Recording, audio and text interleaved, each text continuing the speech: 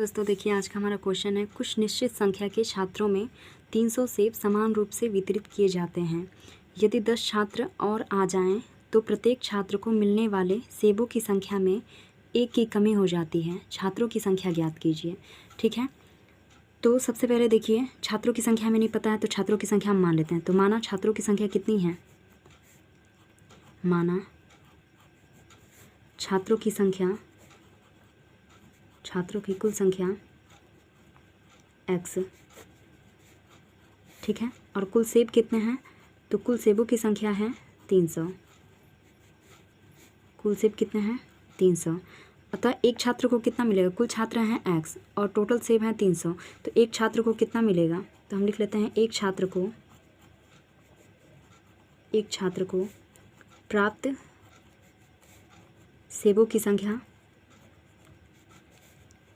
सेबों की संख्या, बराबर कितनी हो जाएगी, तो टोटल सेब हैं 300 और 300 में से टोटल x बच्चे हैं, उसमें से एक बच्चे को कितना मिलेगा, टोटल बच्चों से हम क्या कर देंगे, भाग कर देंगे। ठीक है, अब आइए पुनः क्या कर रहा है कि यदि 10 छात्र और आ जाएं, तो यहाँ हम लिख लेते हैं यदि 10 छात्र और आ जाएं,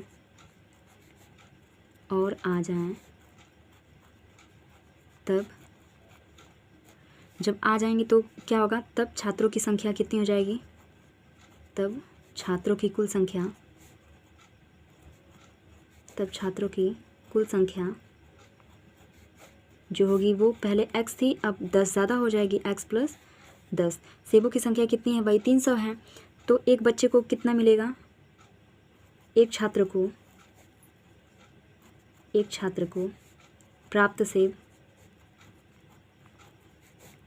प्राप्त सेबों की संख्या, तो एक छात्र को कितना सेब प्राप्त होगा, सेबों की संख्या, तो 300 छात्र हैं, उसमें से x प्लस 10 छात्र हैं बांटने के लिए, तो एक छात्र को मिलेगा 300 बटा x प्लस 10।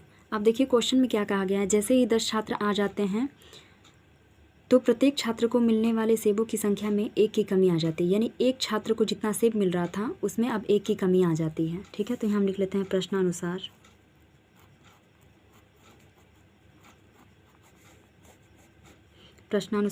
क्या कहा गया हमसे कि पहले एक छात्र को कितना सेब मिलता था, x बटा 300 बटा x, एक छात्र को मिलता था। अब जैसे ही छात्रों की संख्या 10 बढ़ गई है तो सेबों की संख्या क्या हो जाती है, 1 कम हो जाती है, यानी कि 300 बटा में x प्लस 10।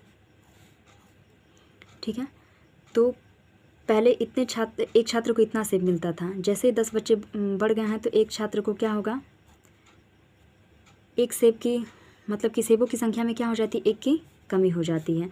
तो यहाँ हम माइनस करेंगे, तो इधर हम माइनस अगर नहीं लिखते हैं तो इधर हम क्या कर लेते हैं, +1 करके लिख लेते हैं। ठीक है, +1।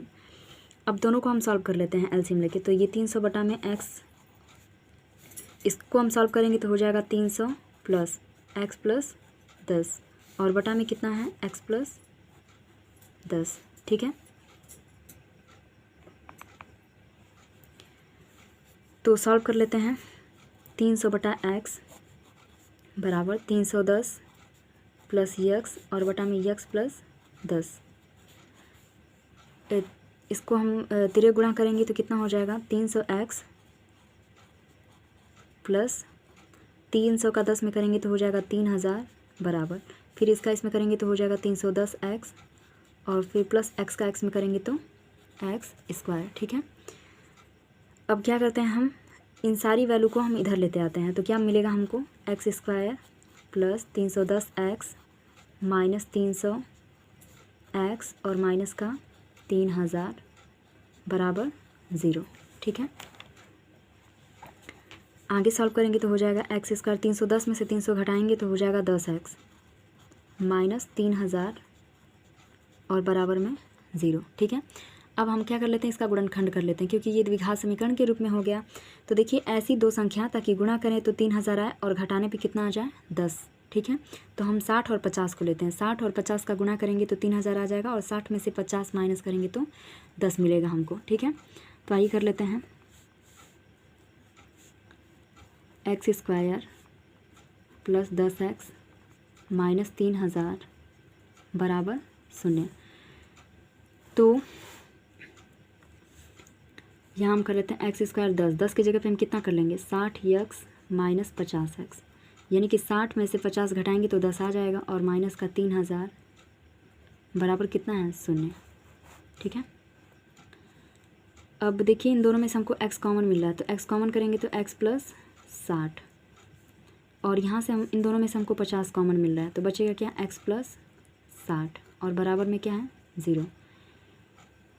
तो अब दोनों में x प्लस 60 कॉमन है, x प्लस 60 बच क्या रहा है x माइनस 50 बराबर 0।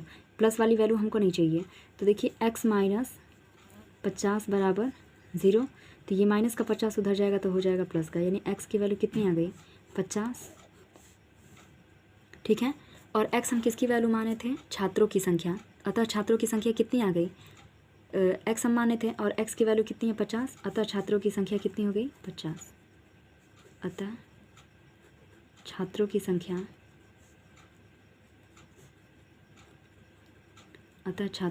कितनी है 50।